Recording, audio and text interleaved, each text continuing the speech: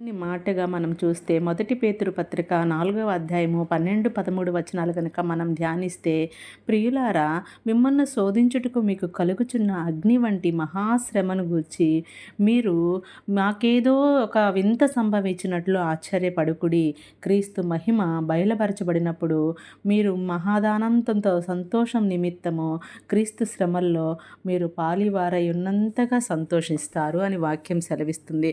చూసారా, మనకు ఒక చిన్న శ్రమ రాగానే మన కుటుంబంలోనే ఒక పెద్ద సమస్య వచ్చినట్లు, ఇంకెవ్వరూ దీన్ని ఎదుర్కోలేకపోతున్నట్లుగా మనం ఫీల్ అయిపోతూ ఉంటాం.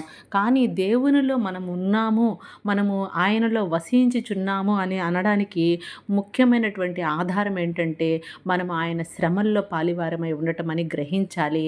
అదే ఆయన మహిమ బయలుపరిచినప్పుడు మనకు ఆ శ్రమల్లో కూడా సంతోషం కలుగుతుందని నిరీక్షణ కలిగి ఎదురు చూచే వారముగా ఉండాలి అని వాక్యం సెలవిస్తుంది. Thank you.